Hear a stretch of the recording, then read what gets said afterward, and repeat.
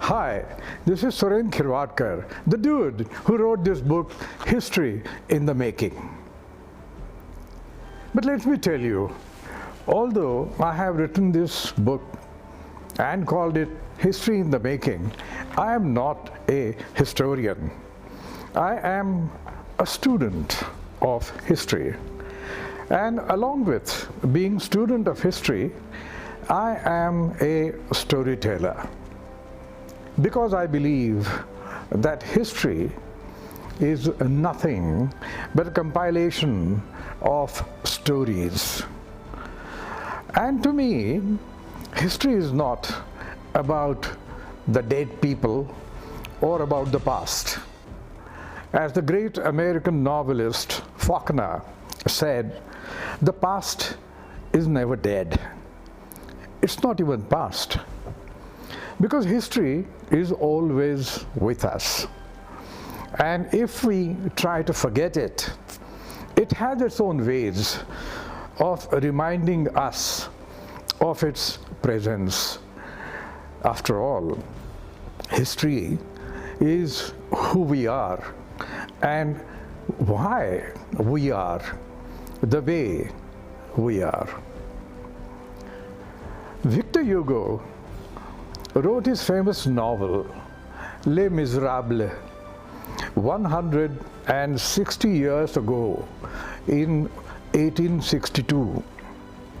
It's a huge book, 5 volumes, 365 chapters, 1,456 pages in Penguin Classic Edition. In the original edition, in fact, it was almost twice the number of pages. The story is set against the background of the June Rebellion of 1832, also known as the Paris Uprising of 1832, an anti-monarchist insurrection of the Parisian Republicans on 5th and 6th June 1832. The French Revolution that gave us the slogan Liberté, Égalité et Fraternité.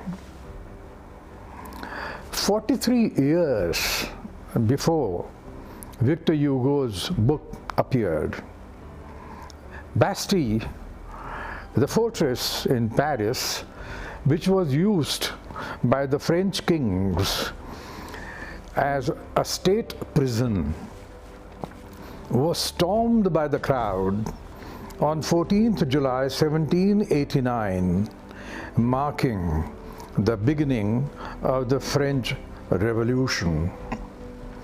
I have tried to draw a parallel between the storming of the Bastille in 1832 and the storming of the US Capitol on 6th January 2021.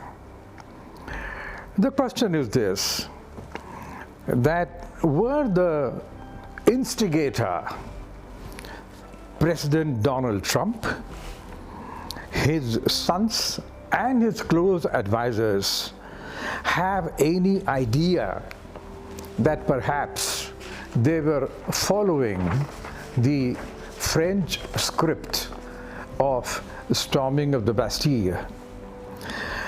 Most unlikely. Because given Trump's known hatred for the written word and the anti-intellectual persuasions of his sons and his close advisors, it is most unlikely that they would even have heard about the French Revolution, much less follow the script of storming of the Bastille. But one thing is clear, what Trump and his merry band of insurrectionists wanted to achieve was nothing short of a revolution. And if the storming of the Bastille gave the French Revolution to the world, I think the Trump coterie wanted to give a white revolution to America. You have to read History in the Making to get some of the fascinating details which I cannot cover in this short video. But suffice it to say that the mob that stormed the US Capitol building included not only the Republican Party officials, but also the far-right militants, the white supremacists, the Proud Boys, the QAnon supporters, and anarchists of various colors. Now, the question that arises is, who are these Trump supporters? Based on the research which has been done subsequent to the insurrection of January 6 last year, it appears that their income is likely to be less than $50,000 a year. Mind you, the US family national median income for 2021 was $80,000. The funny thing is this, that these so-called miserable people, les misérables, the frustrated ones, the discontented ones, they see in the billionaire Trump a staunch supporter of the white working class. But more than the socio-economics, what helps us to understand the Trump supporters is the psychology that has gone into the making of these disenchanted people, white people of America. Trump's authoritarianism appeals to them. They are deeply prejudicial against the minorities, and they have a strong sense of being deprived of what they consider to be their entitlement. And to these minorities, to these people, when Trump stands up and uses the emotionally charged language, they get excited. In fact, some American writers have likened the Trump magic words as the dog whistles. So what has happened now in America is that the two political parties, the Republican Party and the Democratic Party, they are increasingly becoming like two tribes fighting for territorial superiority, territorial control. The thing is this, they are no longer fighting the ideological battles of the 19th and 20th centuries. They are fighting culture wars.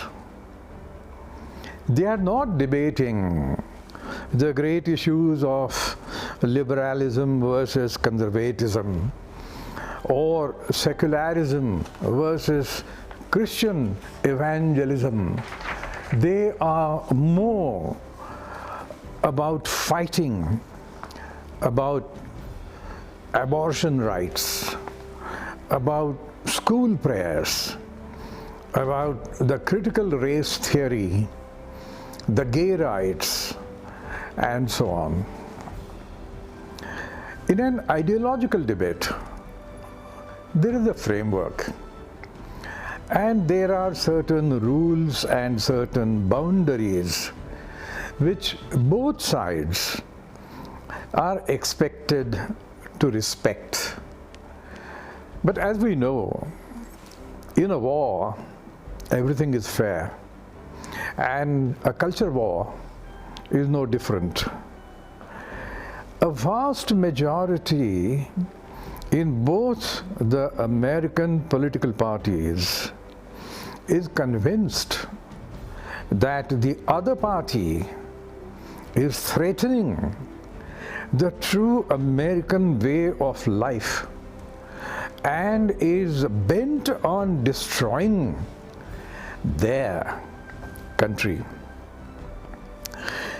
The blind faith in the authoritarian leadership of Trump has reduced the Republican Party to a cult and has given birth to such strange things such as anti-history, anti-science, and anti-justice movements. The changes in the voting laws that are being made in the Republican-controlled states, and they are approximately half of the 50 American states, with the wink, wink, nudge, nudge, judicial connivance, have convinced many that America is in a constitutional crisis. Professor Kagan of Brookings Institution has stated clearly, the destruction of American democracy may not come until November 2024, when the next presidential elections are to be held, but critical and important steps in that direction are being taken right now. The great tragedy is that even the US Supreme Court has been co-opted by the Republican Party in this act of sabotaging the American Constitution, which, although it's a written constitution, is all of 4 pages. The top court, the Supreme Court in the US, is now increasingly being seen as partisan, cruel, and bereft of moral authority. The Democratic President Joe Biden has his heart in the right place, but neither he nor his administration have shown that they have the hunger to fight the right war, the right battle against the insidious campaign of Trump and his Republican Party. His party has got a wafer-thin majority in the House of Representatives, and in the Senate it is non-existent. If the Democrats lose the midterm elections that are going to take place this year, with 34 Senate seats up for grabs and all of 435 seats in the House of Representatives, then many Democrats wonder if Sleepy Joe will have the stamina to fight his way back in 2024. Biden's approval ratings 1 year after being in the Oval Office are about as bad as Trump's were at the same period when he was the president, that is 41%, which means that 59% of Americans do not approve of the way Biden is conducting the affairs of his country. And in fact, some recent polls suggest that if the presidential election were to be held today, Donald Trump, who might be a hated personality in many parts of the world, but the same Donald Trump is likely to win the presidential election by defeating Joe Biden.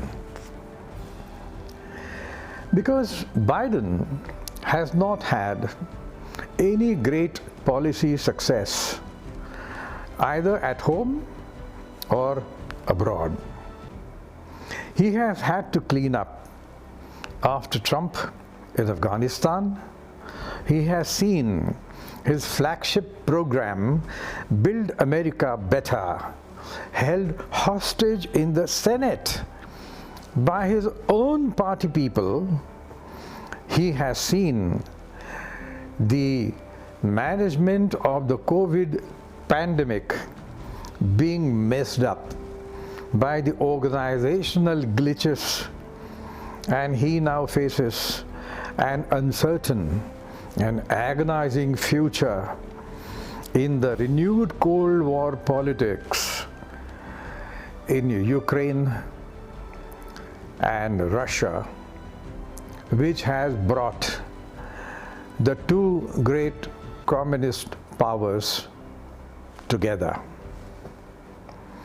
America has never been so disunited since the Civil War of 1861-1865.